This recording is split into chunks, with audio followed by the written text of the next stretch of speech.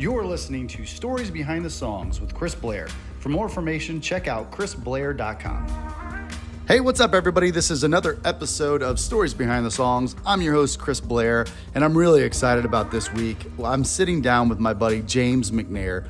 James is from South Carolina originally, then he went to college in Alabama and ended up in Nashville in 2013. I met James in St. Augustine, Florida, where I host the St. Augustine Songwriters Festival every year, which, by the way, check it out. If you haven't been there before, it's a great time, and come say hey to me if you make it to the festival. So anyway, I met James when we were at that festival, and we hit it off, and he's such a great guy. His songwriting has taken off, and we talk about his story in this podcast and the story behind some of the hits he wrote, like the song he wrote for Luke Combs, Lovin on You and Used to You. Just a great story. We're also going to talk about how he got his first pub deal with Tree Vibes and Brian Kelly from Florida Georgia Line, along with a great partnership at Sony and the help of BMI. Lots of great things in this one. Lots of great stories. Let's get to it. Here is Stories Behind the Songs with my guest this week and my friend, James McNair.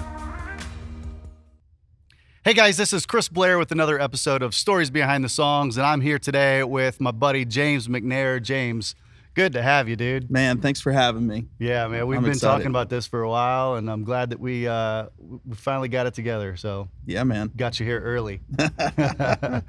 Well, man, like we've known each other for gosh, I don't know, 5 years maybe now, something like that.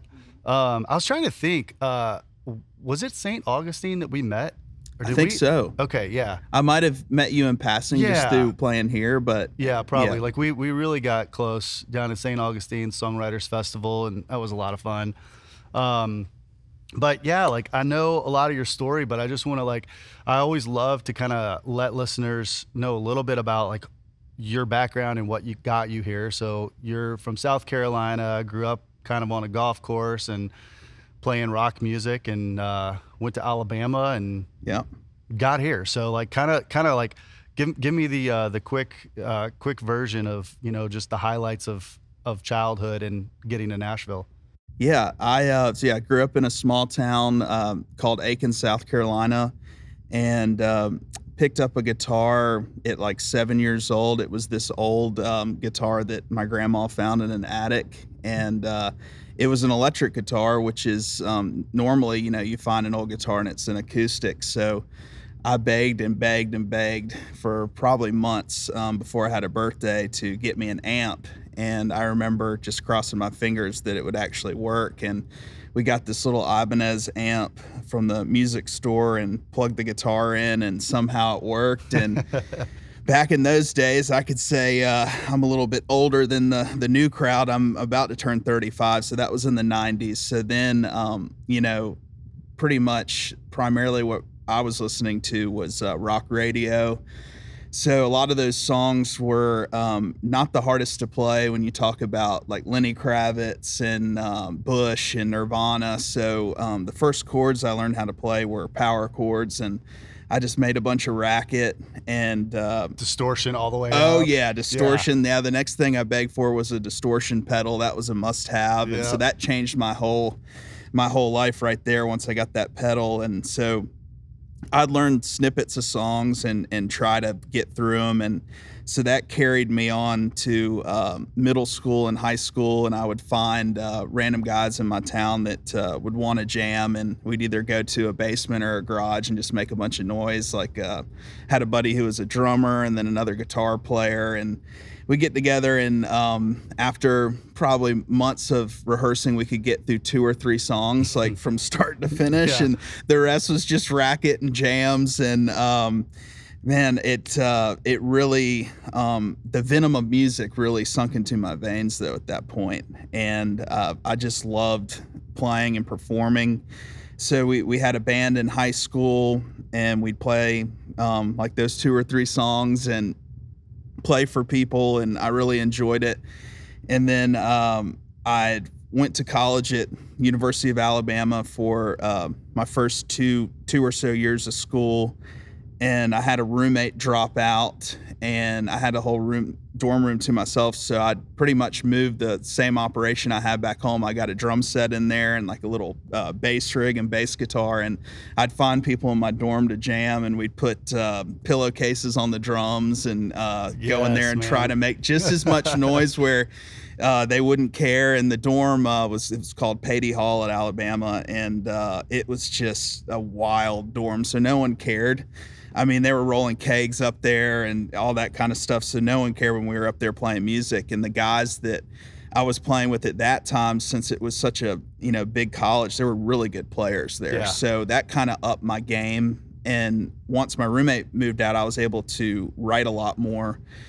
And I started figuring out structures of songs. Like I had probably written a handful of songs at that point, but the intros were long and the verses were too long, and there was really no hook. And I started diving into YouTube. Came out in 2006, I believe, or some at that point, and you could get on there, and there were some early videos of songwriting and structure, and I really focused on trying to write like some songs that made sense from the start to the finish, and I did that. And then I went, I'm trying to think, when I dropped out of school.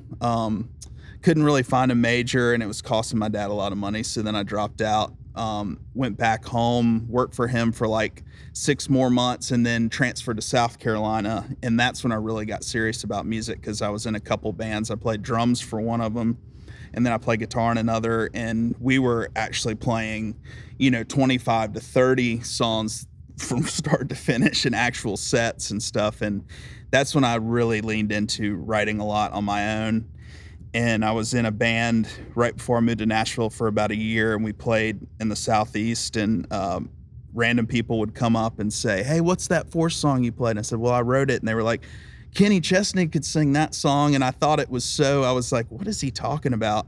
Because I was so green, I didn't realize the songwriting community in Nashville. I grew up listening to Springsteen, and I was a huge Jason Isbell fan, and pretty much all the people that I listened to wrote their own songs. So I didn't really even, realize the magnitude of what the business was here for songwriting. So dove into that, figured out that, oh, wow, there's a whole community doing it in Nashville. I'd never been here, never visited. And then I came up in the fall of 2012 and just fell in love with it and knew that I had to be here. So came back home, had a boat that I had in high school that I bought with graduation money that my mama almost killed me that I did. And so I sold it and found a job up here at Brentwood Country Club and lined everything up to where I moved March 1st of 2013. And that's what got me to Nashville. Wow.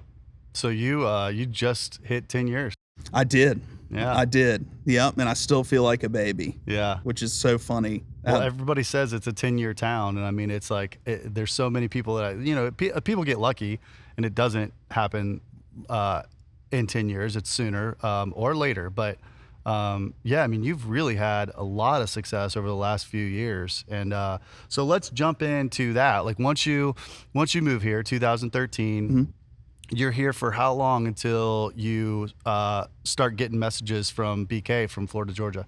So I was here for about 2 years, and I have to give a huge shout out to BMI. At the time, I was meeting with Bradley Collins and Leslie Roberts, and there was a guy there. Great guys. Mark Mason was there at the time, and I was working at Brentwood and writing songs, and I would go in to meet with BMI, and Mark would always tell me, and I hated hearing it, but I would bring him in songs, and he would say, okay, this is what we're going to do. I want you to bring in 3 of your favorite songs every 3 months, and I'm going to pick my favorite out of those 3. And until we have a batch of about 4 or 5 to send to publishers, you're just going to have to keep meeting with me.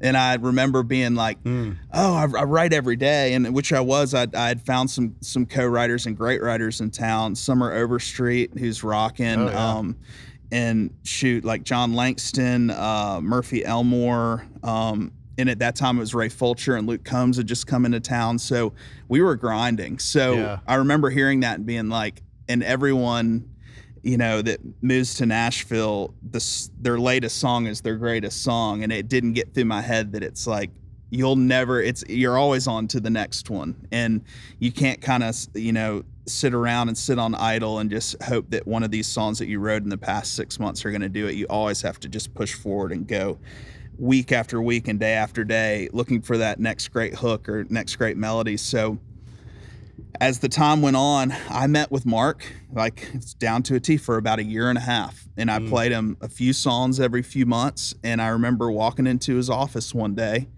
and I played him 3 songs and he liked one of them from the batch. And he's like, wow, James, we have pretty much 4 songs that I could send out and they're great. Like, I think you're ready to start taking meetings. And I was like, yeah, I've been ready. But in his, you know, to his credit, he was right. Yeah. And I took a lot of meetings early on in town through connections that I made in networking, and I just wasn't ready. They were good songs, but they weren't great songs. Yeah. And they were great connections that I made, and the meetings were fine, but I was always wondering, well, why didn't I get a call back, or why didn't I get a follow-up meeting? Or it's because the songs were good, they weren't great. And so once we had those batch of 4, he was sending them out to publishers and I was getting some meetings. But randomly one day, Brian Kelly from Florida Georgia Line emailed him and said, hey, we're starting this publishing company called Tree Vibes Music. Do you have anybody that you're meeting with that you really think is a good, you know, writer that would be a good fit? And so he introduced BK to me just over email. And I remember getting the email and I was over at Luke's writing, and it was some crazy like BK at Tree Vibes, but it didn't have like a couple of the letters in it. And I remember we were sitting there for like 30 minutes. We're getting trolled. Like someone is trolling us, because we have some like buddies with great sense of humor, as you know, that camp and whoever else like that would do that kind of thing, you know? And so I was like, well, what do I have to lose? If it is BK, amazing. I'll send him songs. If it's not, we'll find out who it is and laugh about it. So he just, hey, send me some songs. So I sent him some songs, and, you know, a few weeks later, send me some more songs. So I sent probably a whole album's worth of song. I mean, probably 15 songs.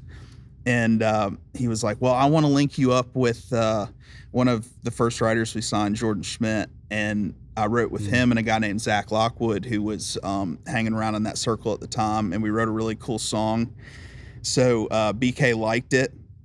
And so I went back to meet with Mark, and we talked about the meeting, and I ended up writing some more over at Tree Vibes, and Dane Schmidt was running it at the time.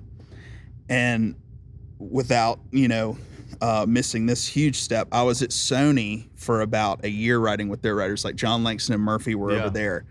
So I had had a really good relationship with Tom Luderin and Josh Van Valkenburg and Troy Tomlinson at the time.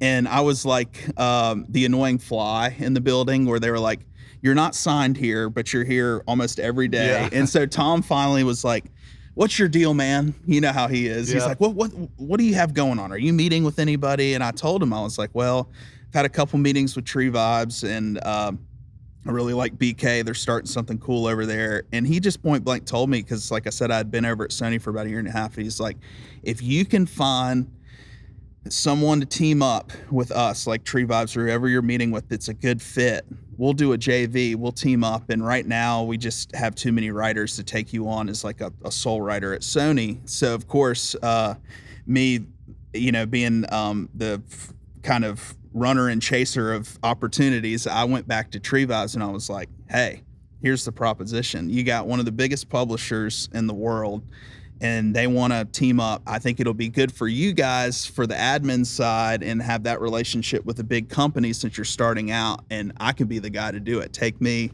you know, and team up, and let's do this deal. So they kicked the can down the road and realized that, hey, this could be a good opportunity. And within 6 months of Dane and Tom meeting and Tyler and BK talking about it, and it just kind of went in circles for a bit. I was signed in November of 2015, and I think we started talking in the spring. Yeah. So it was a good 6 months, and it was very stressful, and it was very but it was a good stress. But it's, as anyone knows in town, when you're especially getting courted for your first deal or you're going after your first deal, unless you have a ton of momentum or a ton of leverage, you're pretty much at the mercy of those companies to say, okay, we're going to do it. So I remember there's about 3 months where I was like, oh my gosh, it's not going to happen. And then the next day, oh, it's still on. And it was that push and pull of that. But that's how I ended up with those 2 companies for my first deal. Yeah, that's incredible, man. And that's, everything is slow in the music industry. But looking back now, and how long you've been in town and watched, we've got so many mutual friends. There's so many talented people that like 3 years is also very quick. Very quick. So it's like that. It's once it starts going, it seems like, my gosh, is this ever going to happen? And it's weeks and months of nothing, but that's really incredible, man. And it's a testament to your writing, which is, what I knew the first time I heard you playing, and really listening at St. Augustine, just the lyric and melody that you come up with is just incredible, man. Thank you, man. Yeah, it's and it's one of those things too that when you do it so much, and I was writing every single day, I learned that it was the learning curve of, I never wrote with any co-writers until I moved to Nashville. So that pretty much opened my entire world to better songs and better I learned so much in my first 2.5 years of writing with other people that I think that's what bridged the gap of me being able to meet and have songs, is just being able to learn from the community, and also on the songwriting side, but the business side. I met a lot of great people along the way that was like, hey, don't sign that, or that's a bad deal, or hey, this song is almost there, but the hook doesn't quite land, or the melody, and really being able to take a step back and kind of get out of it for a minute and being able to say, okay, well, this is a wrong business decision, or this is a wrong idea for the hook of a song, and pretty much take yourself out of it and just know that you are still learning. But like I said, at the time, I was 25 or 26, you think you know everything, and then you find out very quickly that you know nothing. Yeah. Yep. All right. Well, so you're signed, you've got a great deal, and you start just knocking out great songs. Take me into the first number one. Okay. The first number one that I had was Lovin' on You with Luke, and we had been writing for years up to that point, but we wrote that song, I believe, in 2017, and it was the first weekend that he had his own bus, and so he was in a great mood. As you know, like artists, when they get their own bus and then he had his band and crew on another bus, it's a huge step. Yeah. That's like, I would say, if you ask any artist that's ever done anything from pop to rock to country, when you get your own bus, you know that you're doing something right. Yep. So he was in a great mood. We were in Kansas City, and we were in the front lounge, and it was Thomas Archer, Ray Fulcher, and Luke and I. And I remember we started riffing on that riff in E, and just kind of having a fun time, boot stomping, and pretty much, if I remember right, that section of time was about 2 hours after we had like kicked around so many ideas, and it was more so kind of like a Hail Mary of, all right, let's just forget about all this stuff that we've talked about and just do something fun and see what spills out. And I'm telling you, that song spilled out in about 45 minutes. We put it down on a work tape, and by that time it was probably the afternoon, and it was getting near sound check, and Luke always likes to get sound check, so we like rushed and got it down on the work tape and didn't think anything about it, and put our phones in our pockets, went and saw him at sound check, partied that night. The show was great. And I think we wrote another song the next day, and then came back home. And I think it took, from the time we wrote that, another year or two before he recorded it. And then it landed on, he put an initial EP out before the second album, and it was on that EP, and then it went on to the record, and I mean, months went by, probably almost a year, when the from the EP to the album coming out. And I remember I was at his bachelor party, and he was just nonchalantly came up to me. He's like, "Hey man," he just like tapped me on the knees, like, "You got the next single." And I was like, "What?" And he just walked away. Like, it was like, it was so funny, man, because at that point he had so much success, and I think he just wanted to see my reaction. Yeah. He's a trip. So I was freaking out, and we went and played paintball, and it was a great day. And that's one thing about him, is he's very, very, very true to his words, and he won't BS around. And so I knew pretty much everything he's ever told me he's done, and it's come true. So I knew that it was real then.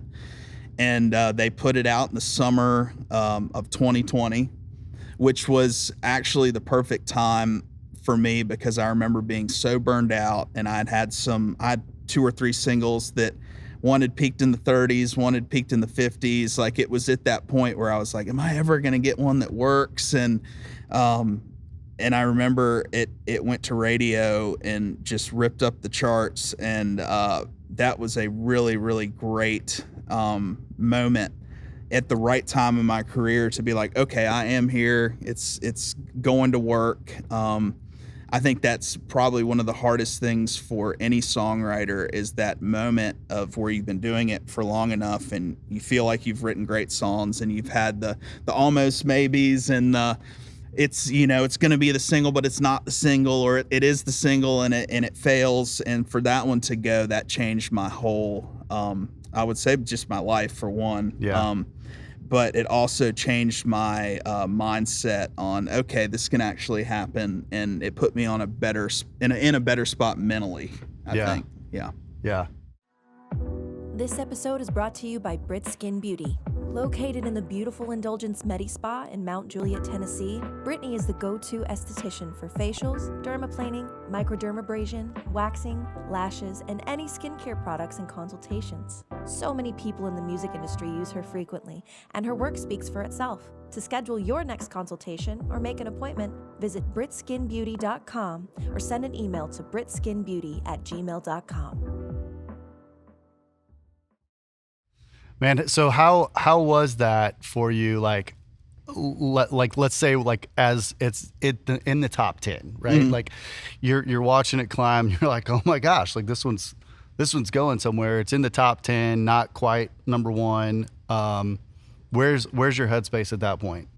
I think at that point it was going so fast, and I just remember just having songs that never went that fast, and I just had a feeling, and I knew the trajectory he was on. It was more like a matter of when, not if, you know? Yeah. So at the top 10, we were probably partying. It was still like just enjoying it, man. I just remember I was driving down the road after playing golf, and I heard it on the radio for the first time. And I had a moment, man. It was a beautiful day out. I had the windows down. I was driving home, and it was on, and it felt so good on the radio. And part of me, and that was when it was like in the 20s, and I was just like, man, this is gonna work. I just knew, just with the history of his career and how everything was going, and it ended up, I think in the fall of 2020, it went for like 4 weeks, which was insane. I was almost like feeling bad. There were people up in the charts kind of near us texting me like, dude, will you guys get out of the way? And I was like, I'm not doing it. It's not me. I'm not the promotion team. And it was a... but I'm not going to tell them to stop. I'm not going to tell them to stop. Exactly. So it was, it was special, man. And shoot, anything you get in this town is special, from a hold to a cut to it's so hard. Yeah. It's so competitive. So I got to bring this up because it was just so funny. But we had, my wife and I had you and your wife, Katie, out to the house for dinner one night. And I think it might have been at like number 3 or something at that point. Do you remember this? Yes. So we made a cake, and I decorated like #1 party, like, or something like that, and like brought it out, and you freaked out. You're like, "What are you doing? You're jinxing it." But it was the same. Like, I was like, "It's not slowing down, man. This is gonna be the #1." Like, I do remember that. That was funny. I was like, no, yeah, you're like, peak at it's not two. at #1. I was like, I know, but it will be. So yeah, I think I was the first one to get you a #1 cake. That's right. You did. You were first to the party on that one. I love it. Man, that's so cool. So so that one goes #1, big party, big celebration.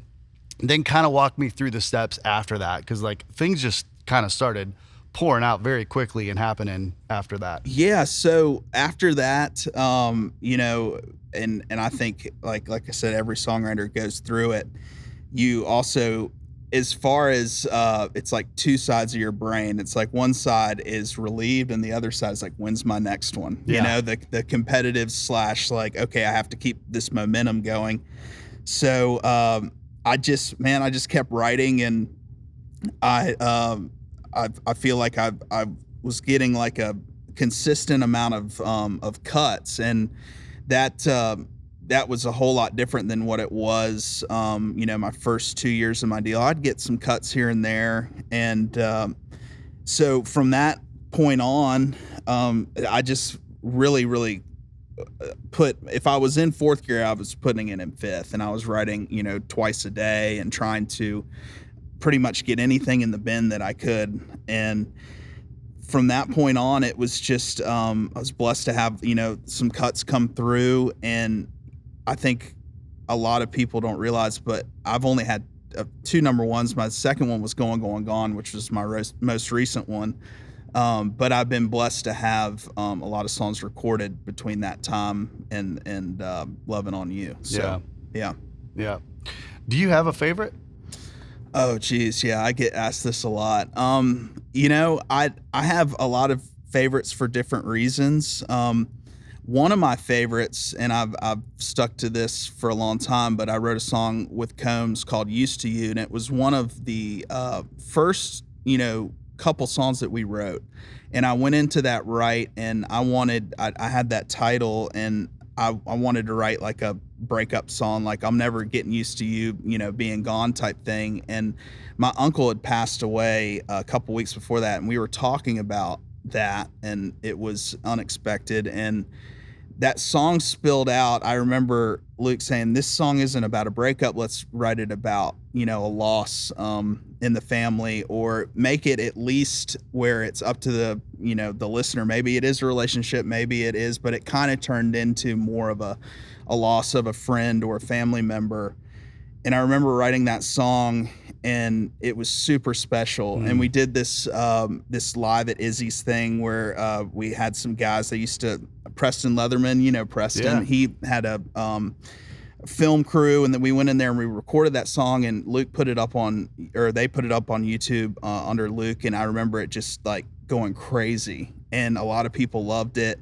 And I've signed more lyric sheets and sent more pics and more stuff about that song for what it means to people. I'll get DMs, or I'll get just random people reaching out through mutual friends of, hey, my uncle passed away when I was this young, or my dad or my mom. It's mostly a lot of immediate family members that they're so tied in with that song, and that means so much to them. And I just remember thinking, you know, even though it's flown under the radar commercially, I think all the Luke fans know it, and a lot of other people.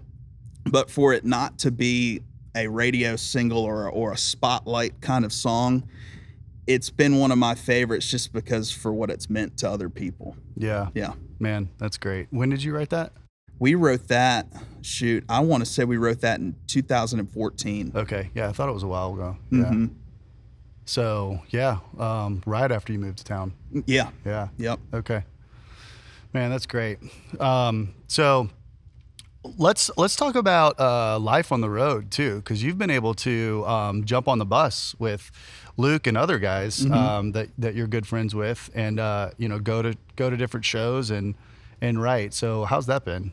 Man, I would say That's what really, I think, kick-started my writing career. I mean, Tree Vibes Music was the first, if I'm right, as far as a publishing company to take a bus out on the road consistently. And so my first 3 years of that company, I was pretty much gone every weekend on whatever tour they were on. And, you know, the beauty of being out on a big tour like that, and those guys were on fire. I mean, top of the world. They were playing huge arena shows, huge shed shows of outside were 25, 30,000 people. And it really sinks into your writing when you're out there in the crowd and you're like, okay, they're reacting to this song, or what's this tempo make them feel? You know, or what's this part of the set? And you also look at it from the other way of, okay, if I'm writing for this band, which we were, it was, 100% FGL. And if it wasn't for them, we were pitching it, what are they missing? What could they use? What's a tempo that would be wacky for them? That would be a fun part for the audience. And BK and Tyler are amazing song guys, and they are they're very in tune to what they need, what would work for them. And it was basically, as Craig Wiseman called it, I remember it floated around when they had that bus. He was like, Tyler runs that thing like a landscaping company. It's just bam, bam, bam, bam, bam. And it was like that in the best of ways. Like it was very, it was work hard, play hard mentality. Like you'd wake up at 10 in the morning and you kick around ideas and you'd start writing at 11 and you get 1 or 2 songs done that day. And the poor producers, I mean, they had to sit there and get the track done because those guys, they wanted to listen to the song after the show. And, but it was a factory, it was a machine, and it was extremely successful. And not only for me, but for a lot of guys like Jordan and Corey Crowder and a bunch of guys that there were tons of big songs off that bus, like Simple and Make It Easy for Aldine. Like there was, and so with that being said, when you'd hear these songs and you were out there, there was that hope that once, you were out there for a year, you saw a lot of these songs go from cuts to singles. So the energy, as you could, imagine, was, holy crap, this is our chance. Like we're out here. So that was a breaking point for me, I think, of just realizing that it could happen as well, and having their ears directly on it. And if it wasn't for them, they could get it to Kane Brown, or they could get it to Aldine or whoever else. And then that spilled out into going out on the road with Luke a lot, Cadillac 3, Dylan Scott, Parmalee. I mean, a lot of guys. So I'm pretty well versed on the road. I know it to a T, and every arena is pretty much the same. And it's one of those things that you have to just go out there and with the mindset that some artists are more workhorses than others out on the road because they have so many different other things, going on. But just trying to get as much as you can out there without pushing, but also having a good time and being a good hang. Yeah. I love it, man. So, what's next? I mean, you've also, you're obviously still writing great songs and still doing that, but you've put some stuff out on your own too. I have. I have pretty much an album in the can that's ready to go. I've just been putting songs out here and there, but have a big tour, coming up in the fall that Luke asked me to come out, and it's, I'm opening for him overseas. Dude, come on. I didn't know this. You didn't know that? No. Yeah. I love it. In Europe. So it's going to be Ray Fulcher and Drew Parker and I, first of 3. Oh, man. And so it's going to be a writer's round. Yeah. And he told me at the beach, and I was like, are you serious? He's like, yeah, man. He's like, over there, it's different in Europe. It's different. Yeah. Like they listen, they'll love you. Like, we need to do this. So we're first of 3, and then 49 Winchester is direct, and then it's him. And so I just wanted to make sure I had music ready to go. So like I said, I have an album that'll come out, shooting for September, and then the tour starts in October. That's so cool, man. Yeah, I did not know that. So that's exciting. It is, man. I told my wife, I was like, man, if it slips up and I get a song that starts going over there, maybe we won't come back. And she's like, she laughed. She's like, yeah, I'm not opposed to that. But they, watching Kip Moore, who I've been able to, really dial into kind of what he's done. I really respect his career because he's crushing it over there. Yeah. And there's a lot of folks like Cadillac 3 and knowing Jaron for so long, they've really embraced that market. And the difference from the States to over there is they don't get a ton of country because the amount of money it costs for like our guys to go over there, it's a lot of money between getting cartage and getting the instruments and the band over there and all that. But so when you go over there, they treat it as almost a treat. They're like, oh my gosh, this band. So they almost pay a little bit of extra attention to, whereas in Nashville, it's like we're having music all the time. So people can kind of pick and choose. So I'm really excited about that opportunity. That's going to be, we're going to have to talk offline about that. Maybe I need to plan a Europe trip. Yeah, come on. That'd be great. Yeah. All right. Well, as we wrap up, I always kind of like to end, asking the same question. So you've come a long way since the power chords, and having your own band practice room in the dorms of Alabama. So after 10 years of being in town and all of that, if you could go back to 8-year-old James running around the golf course with your dad, what advice would you give yourself at this point? 8-year-old James, I would say don't try to fit in, because I remember in high school I got in a lot of trouble, and it went on through college, just partying and kind of losing my way in that point because I was trying to fit in. And I think if I could go back, I would save myself a lot of heartbreak and a lot of my parents' heartbreak and a lot of probably money. But at 8 years old, be like, just be yourself and don't try to fit into a crowd and try to impress people. And I spent a lot of years just trying to find my way, and I think that would have helped me. So that's great. Yeah. Anything else we want to talk about? Man, unless you got something. It's been fun, dude. Thank you for having me, man. Absolutely. Yeah, I can't wait to, my goal is obviously to share the stories behind the songs with mainly songwriters, because that's what we do every day, but studio guys and road guys and, all of the behind the scenes. But what I'm really looking forward to is coming back and sitting down with guests like you in another year or two. And, hopefully this podcast is still going, and, just talk about where you've come from this point on. So I love we'll have to do it again. Absolutely. All right. Well, thanks man. So much. Yeah. Absolutely, dude. This has been another episode of Stories Behind the Songs with Chris Blair and my guest today, James McNair. We'll see you next time.